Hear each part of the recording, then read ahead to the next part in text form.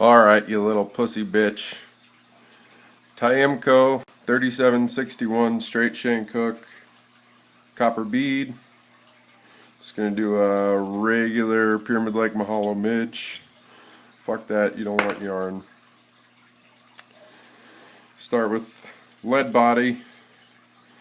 You only want to do maybe a third of the hook shank up behind the bead head.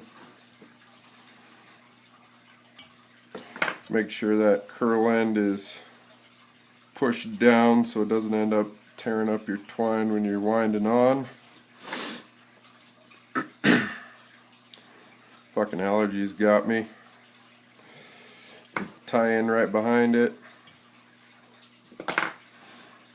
Make sure you wrap over a couple times to get that good lock down. And fill those gaps in between the lead wire. A lot of guys like to tie in the tails first. I like doing the wire, because once you twist that wire on, it'll make those tails kind of fray out a little bit, give them some depth. So I'm just using a medium copper wire. Tie that bitch in. Make sure it's in there nice and tight. And then just using red pheasant tail. Gonna grab 8 to 10 long fibers. You want the tail to be about half of the body length, maybe a little bit less. And I'll start the tie up at the top of the body and check my length. I want them to be a little bit longer, so I'll pull them down and go ahead and tie those in. You want to make sure you're getting straight set with those. Depending on which direction you tie, they like to try and curl around the hook shank.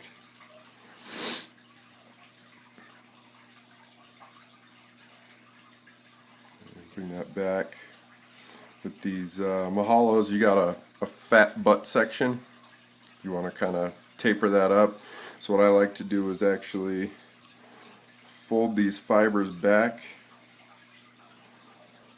and tie them back in to help you build up that butt section so you're not wasting a bunch of thread. And I'll go ahead and clip that.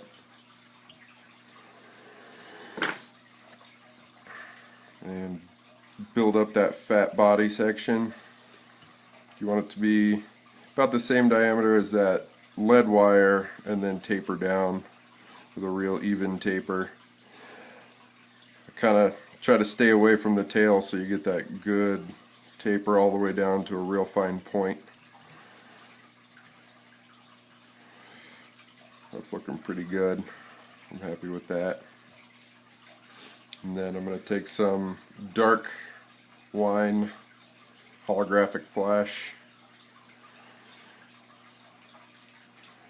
and just tie that guy in there.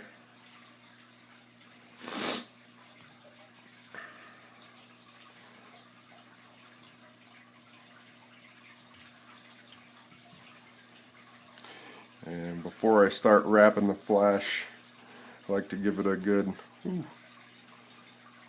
just a good touch with some super glue. Keep that flash from coming off, especially casting out at pyramid, hitting all the rocks and shit.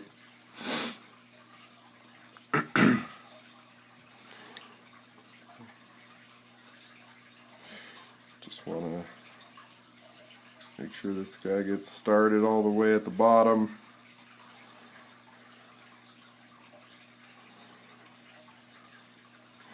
I like to make sure it's real tight, keeping it pulled really tight when I'm wrapping.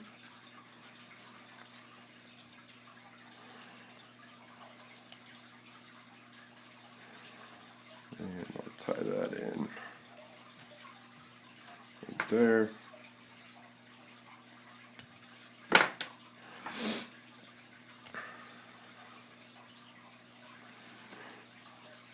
So I like to check and see what this wire is going to make these tail fibers do.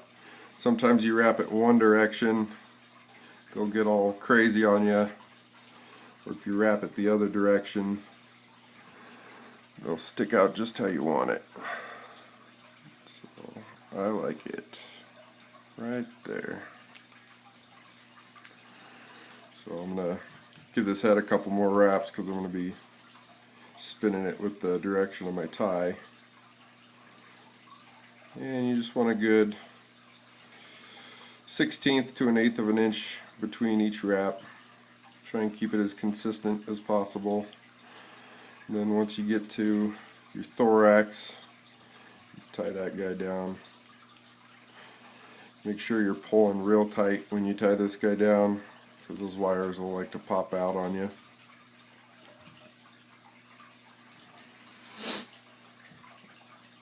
And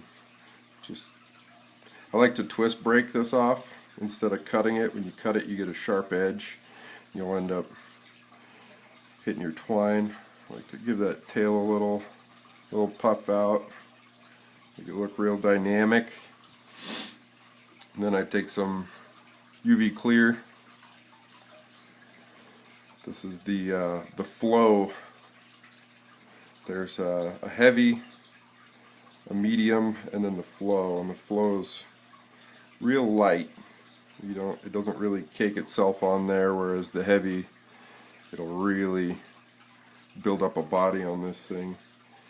And just mainly doing this to help keep those wires down and build a real sturdy fly. Do it with your UV light for a couple seconds. Make sure you get all the way around it.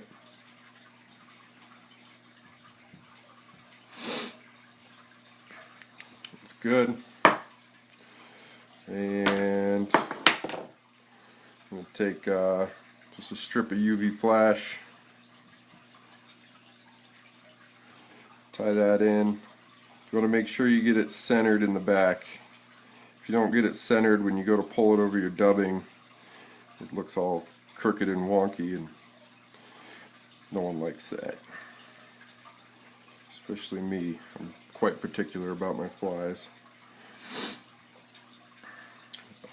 You could use a regular squirrel dub or regular rabbit dub, but I've been hooked on this Spirit River UV dub right there, blood leech and shrimp color. It's a little harder to dub onto the thread, but it's got these little strips of flash in it, little tiny strips of flash that give your fly a real cool look in the water. So you want to dub that on, make sure you spin it all in the same direction.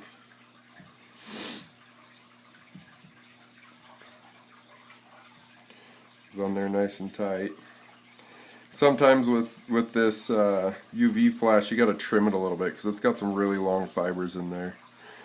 You just want to build that body up, make sure it's got a good taper to it. You see I got these big long fibers coming off the front. I'll trim those up now because when I go to put the wings on, those prove to be problematic. Put another wrap, make sure it's nice and tight. Any of those longer ones I'll pull back and lock them down. Okay, for the wings, same thing, red pheasant tail. Probably 8 to 10 fibers again, about the same as the tail. Make sure you get the ends all even with them, or else you end up losing a lot of the shorter ones when you go to make your wing length. And you want your wings to be about half the length of the body as well. I'll just tie one side in. And you can see that's a little too long. I don't want it to be that long. So I'll just grab it and shift it up towards the body. I like that one a lot better. I'll pull it real tight, and that'll make those wings pop out. I'll do one more wrap. You don't want to do too many wraps here, or else you'll lose the space needed to make those wings pop out for the other side. So you'll have one side that pops out really far and looks good, and then the other side just kind of hangs there. So same thing here. A couple fibers.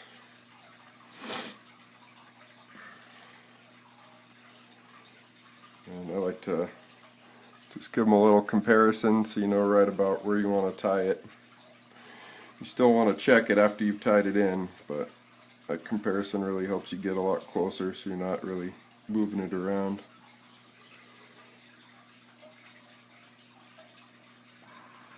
And this guy just does not want to work with me.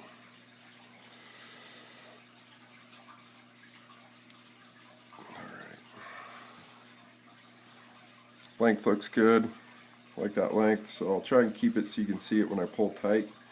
I actually want to move these down, because when you start pulling tight on them, they like to rotate a little bit. So when I pull it tight, see how those wings pop up? Give it another tight wrap. And just going to clean these up a little bit so they're symmetrical, and trim off the excess.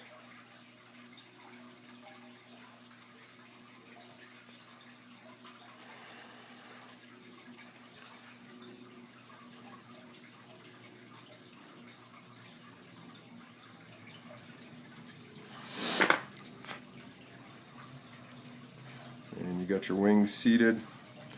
And last step's just pull your flash over the top. The reason why I do this last is if you get your wings popped up a little too far, that piece of flash will actually help keep your wings separated, so you don't end up with just a big stack of wings next to each other. And I'm pulling too tight. I was just about to say I'm pulling real tight here.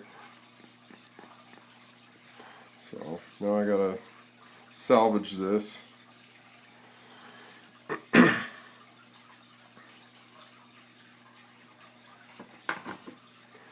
Just a quick retie real quick and get this bobbin threaded.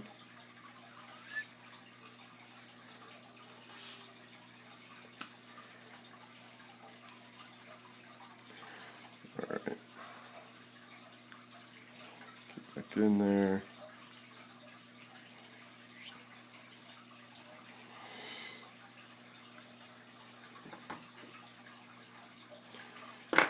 I like to fold that back and give it another wrap with the flash folded back. Nip that guy off. Nip that guy off. Just a quick whip finish.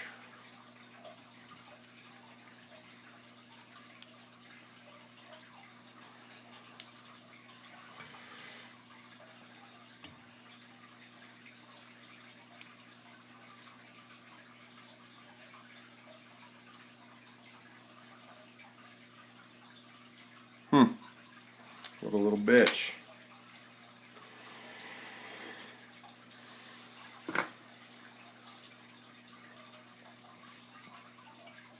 There we go.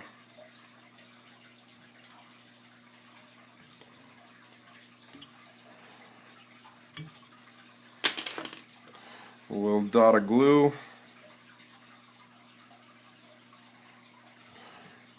Do one on the bottom. And you have Pyramid Lake Mahalo midge. These ones are actually for Joe Winchester. He's going up to Jurassic Lake the next couple days. So, hope you're doing well, man. Miss you, buddy. Take care.